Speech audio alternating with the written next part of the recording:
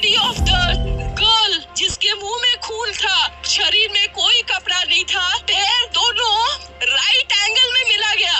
एक पाँव बेड के इस तरफ, एक पाँव बेड के इस तरफ मिला गया।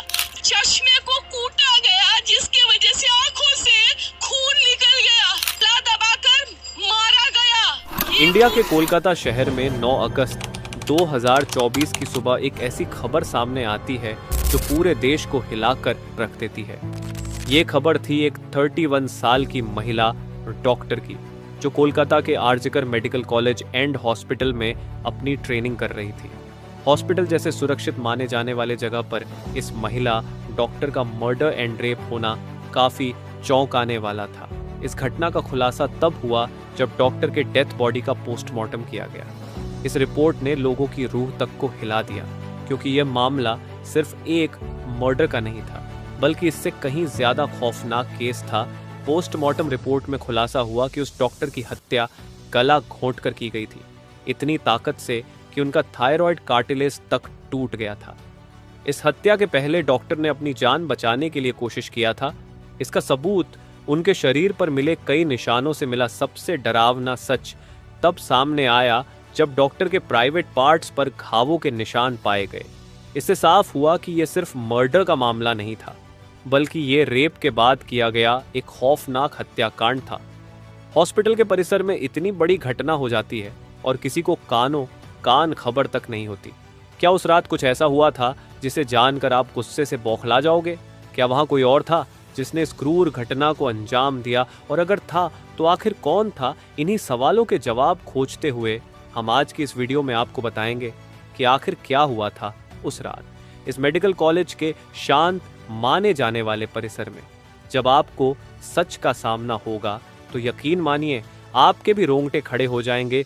Guys, before starting this video let me tell you कि मैं यहाँ पर उन फीमेल डॉक्टर को श्रुति नाम से रेफर करने वाला हूँ, एंड ये उनका रियल नेम नहीं है, सो कंफ्यूज मत होना। श्रुति एक जूनियर डॉक्टर जो कि कोलकाता के आरजिकर मेडिकल कॉलेज एंड हॉस्पिटल से अपनी डॉक्टर की ट्रेनिंग ले रही थी 8 अगस्त 2024 को।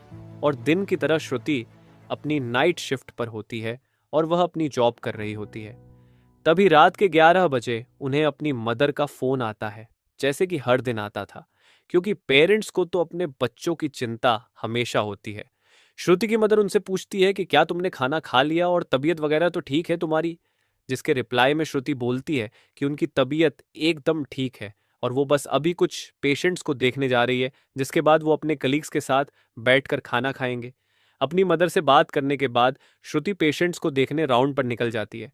सारे पेशेंट्स को देखने में और अपना काम खत्म करने में श्रुति को रात के 2 बज जाते हैं, जिसके बाद वो अपने कलीग्स के साथ जाकर हॉस्पिटल कैंटीन में ही बैठ जाती है, जहां मिलकर ये लोग अपना खाना भी खाते हैं और साथ साथ थोड़ी बातें भी करते हैं।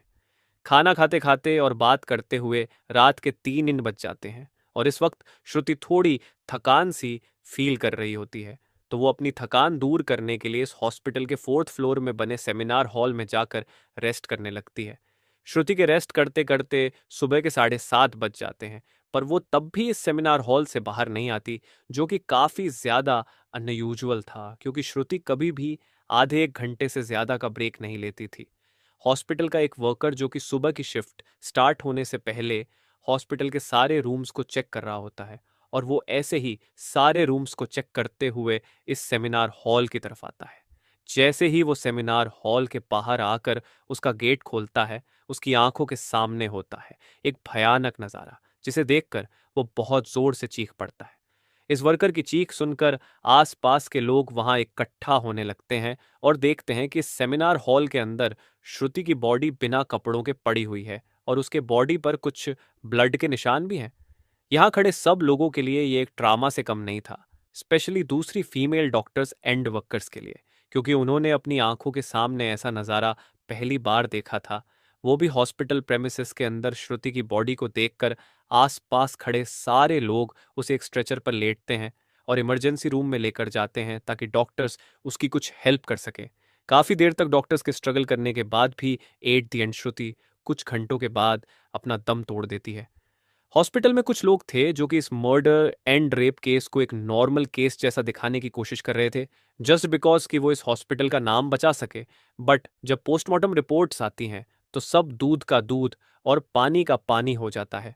इन रिपोर्ट से साफ साफ पता चल जाता है कि श्रुति के साथ किसी ने जबरदस्ती गलत हरकत करने की कोशिश करी, और जब वो इस इंसान से अपने आप को बचाने लगी तो उसने उसका गला घूंट दिया, इवन उसे बहुत बुरी तरीके से मारा भी, और फिर उसका रेप भी किया। ये सारे प्रूफ मिलने के बाद ये केस पुलिस को हैंड ओवर कर दिया जाता है एंड पुलिस वाले इस क्रिमिनल को पकड़ने के लिए लग जाते हैं। सबसे पहले पुलिस उस क्राइम सीन पर ही छानबीन करती है जहां ये सब हुआ था।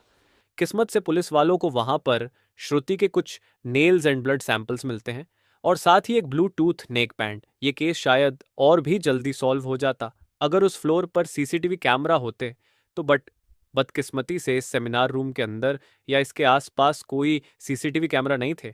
लेकिन जिस रास्ते से इस फ्लोर पर एंटर करा जाता था वहां पर कुछ सीसीटीवी कैमरा थे। पुलिस वाले इन सीसीटीवी कैमरा में सुबह के 3 बजे से 8 बजे के बीच की रिकॉर्डिंग चेक करते हैं कि इतने टाइम के बीच कितने लोग इस फ्लोर पर आए और गए थे। इन सीसीटीवी फुटेजेस को चेक करने के बाद ये पता चलता है कि टोटल 6 लोग इस फ्लोर पर आए और गए थे। ये पता लगने के बाद पुलिस वाले एक एक करके इन 6 लोगों को पूछताछ के लिए बुलाते हैं कि वो लोग वहां पर उस टाइम क्या कर रहे थे। और इन लोगों को इस बीच यहाँ कुछ भी अजीब दिखा कि नहीं, इन लोगों से पूछताछ के दौरान पुलिस वाले उनके फ़ोन का ब्लूटूथ भी ऑन करके चेक करते हैं कि जो ब्लूटूथ हेडसेट उन्हें मिला था वो इनमें से किसका था। क्योंकि आपको पता होगा ही कि एक बार अगर आप किसी ब्लूटूथ डिवाइस से अपना फ़ोन पेयर करते हो तो अगली बार वो उससे ईजिली कनेक्ट हो जाता है। और फाइनली पुलिस वालों की ये ट्रिक काम भी आती है, क्योंकि ये ब्लूटूथ नेक बैंड इन 6 लोगों में से एक आदमी के फ़ोन से कनेक्ट हो जाता है जिसका नाम था संजय रॉय, जो कि एक सिविल वॉलंटियर था। सिविल वॉलंटियर वो लोग होते हैं जो कि पुलिस के अंडर काम करते हैं और उनकी हेल्प करते हैं छोटे मोटे कामों को मैनेज करने में। लाइक आपने बहुत सारे फेस्टिवल्स अनऑथराइज्ड पार्किंग या भीड़ भाड़ वाले एरिया में देखा होगा कि कुछ ब्लू कलर की यूनिफॉर्म्स पहनकर ऑफिसर्स खड़े रहते हैं जिनका काम होता है कि विदाउट एनी रीज़न कहीं पर भी ज़्यादा क्राउड इकट्ठा ना हो। तो अब पुलिस वालों को अपना पहला कातिल मिल चुका था, जिसके बाद वो संजय रॉय से और गुस्से से पेश आने लगते हैं। बट संजय पुलिस वालों की किसी बात का भी जवाब नहीं दे रहा होता, क्योंकि वो काफी ज्यादा नशे की हालत में था। इस बीच पुलिस वाले संजय का फोन भी चेक करते हैं जिसमें उन्हें भर भर के पोर्नोग्राफिक कंटेंट मिलता है, जिससे उनका शक यकीन में बदल चुका था कि संजय ही श्रुति के मर्डर का मेन कल्प्रीट है। इसके बाद पुलिस वाले संजय रॉय को और ज्यादा डराने लगते हैं एंड फाइनली वो डर कर अपना गुनाह कबूल भी कर लेता है कि उसने ही श्रुति को मारा है और उसका रेप किया है। यह पता लगते ही कुछ पुलिस वाले और प्रूफ्स कलेक्ट करने संजय रॉय के घर जाते हैं, जहां पर उन्हें एक शू मिलता है जिसके ऊपर कुछ खून जैसे ही धब्बे थे। तो पुलिस वाले उसका सैंपल कलेक्ट कर लेते हैं। थोड़ी और तलाशी लेने पर पुलिस वालों को संजय के घर के बाहर कुछ कपड़े सूखते हुए दिखते हैं, और ये वही कपड़े थे जो कि उस दिन संजय ने पहने थे, क्योंकि ये सब सीसीटीवी कैमरा में कैप्चर हो गया था, जिससे जाहिर था कि संजय ये प्रूफ मिटाने की भी कोशिश कर रहा था। बट जब संजय को पूछताछ के लिए पुलिस स्टेशन में लाया गया था उस वक्त वो काफी ज्यादा नशे की हालत में था। तो क्या वो ये सब बस इसलिए कर रहा था ताकि उसे कम सजा मिले, जस्ट बिकॉज वो उस वक्त नशे में था? बाद में जब पुलिस वाले उस शू पर लगे ब्लड सैंपल्स को चेक करवाते हैं तो वो भी श्रुति के ब्लड से मैच हो जाता है, which was a solid proof against him. इन सारी रिपोर्ट्स एंड डिटेल्स को एक साथ कंबाइन करके पुलिस वालों को पता चलता है कि उस रात संजय रॉय काफी ज्यादा नशे की हालत में था और वो रात के 11 बजे हॉस्पिटल में एंटर करता है।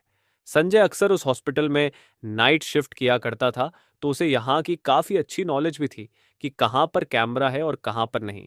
तो वो आराम से इस हॉस्पिटल के 4th फ्लोर पर जाकर बैठ जाता है, क्योंकि वो नहीं चाहता था कि कोई उसे ज्यादा नशे की हालत में देखे, वरना वो अपनी जॉब से हाथ धो सकता था। 4th फ्लोर पर आते ही वो अपना आराम से सो जाता है। जब उसकी आंख खुलती है तब तक सुबह के 3 बज चुके थे।